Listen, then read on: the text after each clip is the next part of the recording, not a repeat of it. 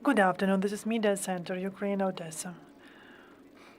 And today we are starting with the briefing of Serhii Gutsalyuk, head of the Southern Interregional Department of the Ukrainian Institute of National Remembrance. He will tell us today about the exhibition on Russian ideology, Rashism is. The exhibition has already been presented in Kyiv, Vinnytsia, and other places, and the floor is yours. Good afternoon, everyone. I would like to thank Media Center Ukraine Odesa for the possibility to make an announcement of the exhibition. The exhibition will be presented at 3 p.m., very close to you. And it is very symbolic that it will be presented with one of the last symbols of the Russian Empire in the background, namely Alexander's column. We offered several spots in Odesa, the city garden, the cathedral square, but we were informed that the exhibition could be protected in this park. Because perhaps this place is not very crowded, but in the cathedral square, with due regard of the latest terrorist attack of the Russian Federation on the Savior Transfiguration Cathedral, that exhibition would have been more organic. As for the exhibition was prepared by our experts from the Institute of National Remembrance together with Maidan Museum, and it is dedicated to a notion, Rashism, that has been recently included in our legislative framework. A separate law has been adopted, providing more details about the notion Rashism, which is similar to others of Hitler's.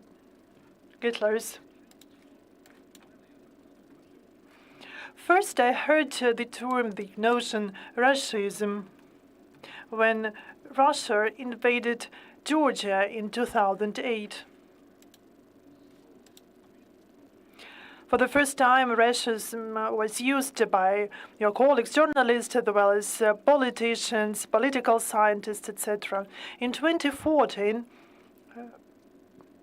the term was popular in Ukraine, and after the full-scale invasion, even at the legislative level, we have adopted this term, this notion, and the world uses this newly established term, Rashism.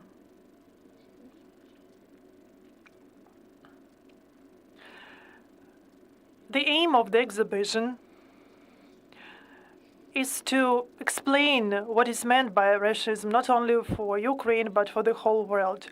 We have 16 posters, which are the part of the exhibition, providing more details with historical example, with the examples from modern history. What is Rashism? Rashism is the destruction of opposition, of the freedom of speech, militarization of the population, including teenagers. They create so-called UNARMY.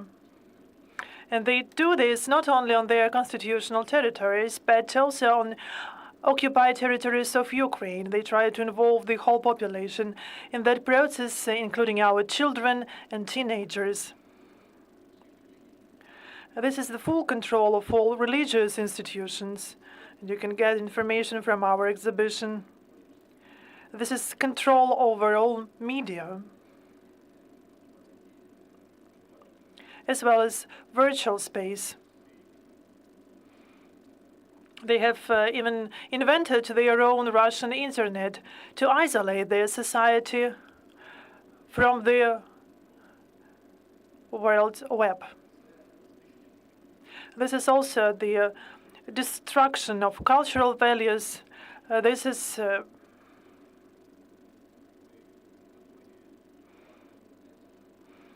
development of ideology of the surrounded fortress. So the all signs of Nazism are there.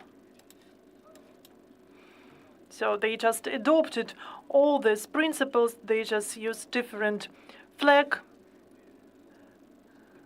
and they have even created a terrifying cocktail and a symbiosis of the imperialistic ideology and this Bolshevik Stalin's ideology.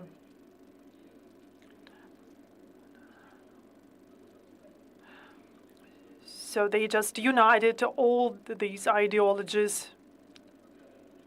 We can see the troops of Putin holding the portraits of Stalin and Nikolai II. So this is a vivid example of the messing up this ideology. When Ukraine and the whole civilized world win,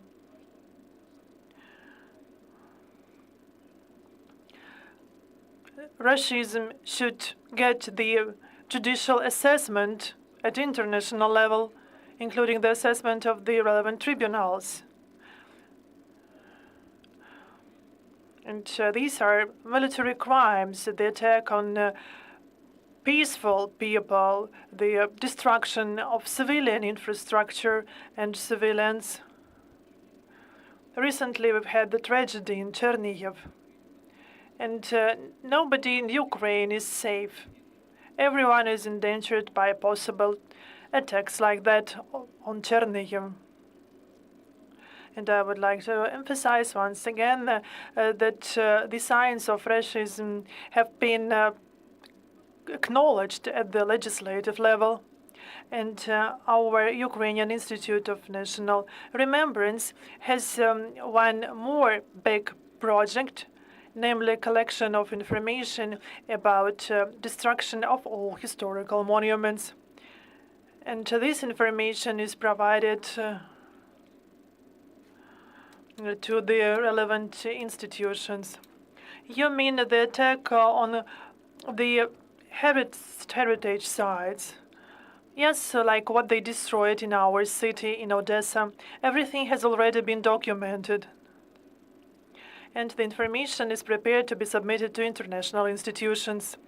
So the exhibition is 16 posters which have been installed close to the media center Ukraine Odesa, showing the explanation of the mentioned ideology. During the discussion of the draft law, and the law was adopted a year ago about that ideology, there were the voices saying that the name of this ideology just relieves liability from Russians. So aggressive war, occupation, military crimes, and all other atrocities of Russians in the territory of Ukraine, and that there is no liability to Russians when we use this word Russism. Don't you agree with that?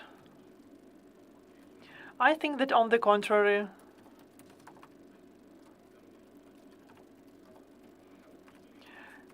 The word Nazism appeared in the 20th century, when Europe and the whole civilized world failed to respond on time to Hitler. And the same we have now.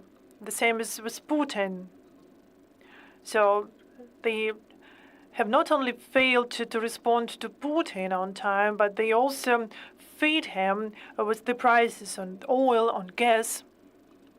And even in 2014, and especially after the full-scale invasion, Russia believed that the whole world depends on it. But they have a poor understanding of the historical and social processes. There will be never a situation in the world when the whole world will depend on one country. There will be always counteractions and some balance preserved.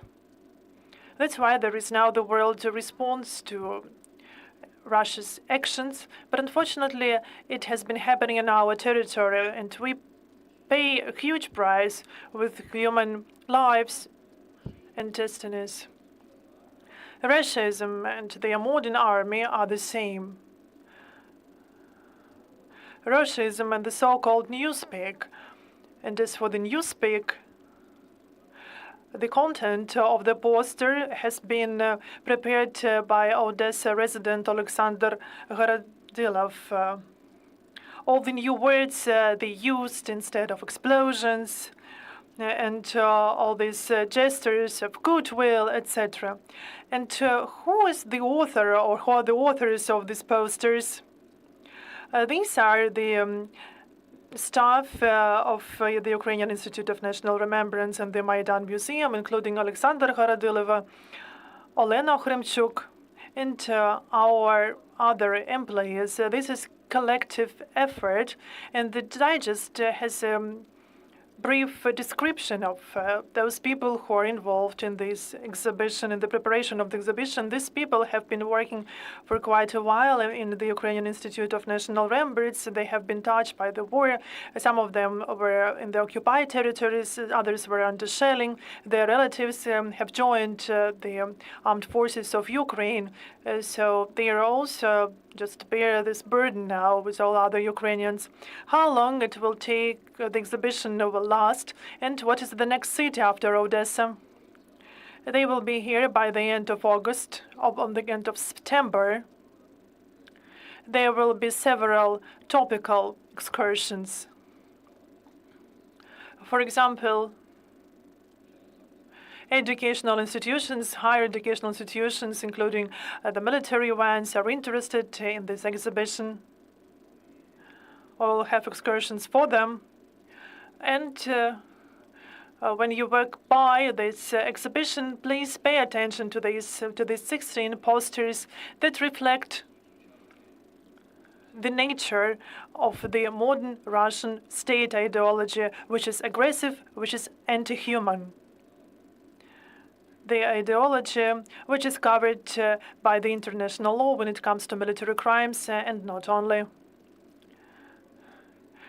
Those who have been living in Odesa for a long time, those who have been active know about the propaganda that Odesa is a Russian city. And this exhibition will be a slap for people who still think so. How do you think? Has the number of such people decreased after the 24th of February last time and after the shelling on the 23rd of July this year? It is very difficult to speak about precise numbers, and we need to conduct sociological research that will take time. But I can speak about my experience in social media when I have access to the internet, because I'm a serviceman and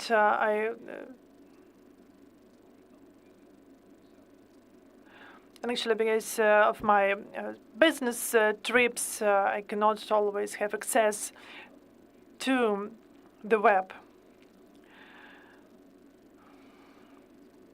The propaganda telling that Odesa is a Russian city made Odesa residents to be a target of this propaganda for the last 30 years. That was every day pressing on these people, and people need time to change their mindset. After 2014, a lot of Odesa residents changed their perception, but not enough. For example, newly created Russian fakes, and the newest fake is with regard to biolabs. They were actually, these things were told by MPs in the Verkhovna Rada from Odesa, and even one person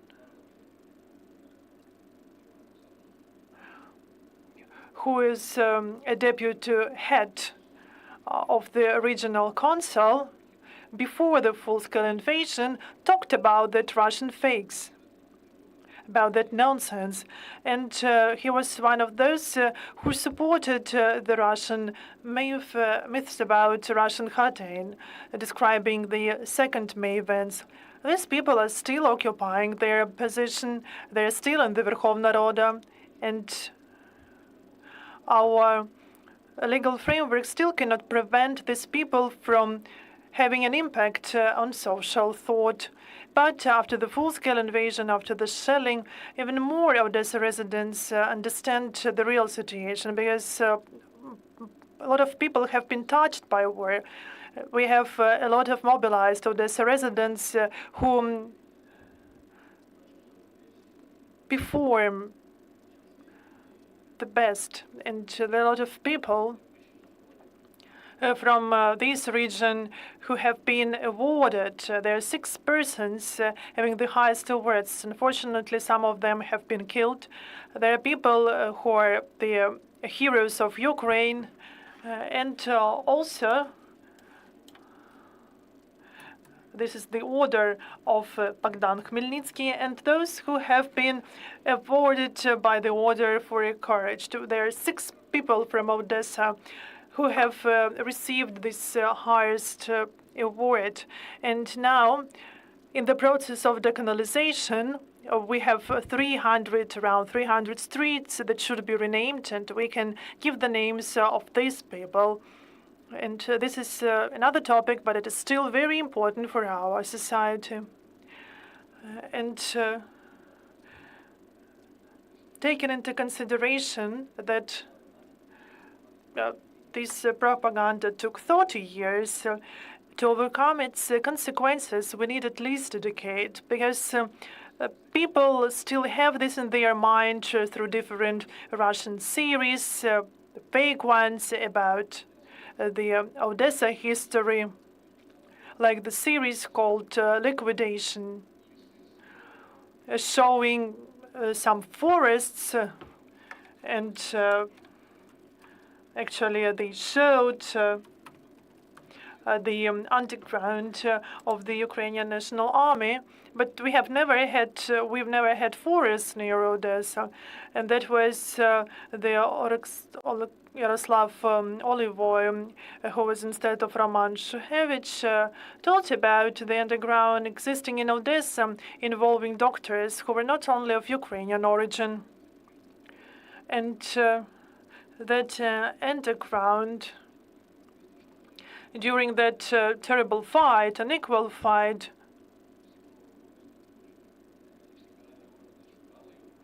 were able to protect the person during his visits to Odessa, despite the fact that he was searched by all law enforcement bodies. So these were the Russian fakes even in the series.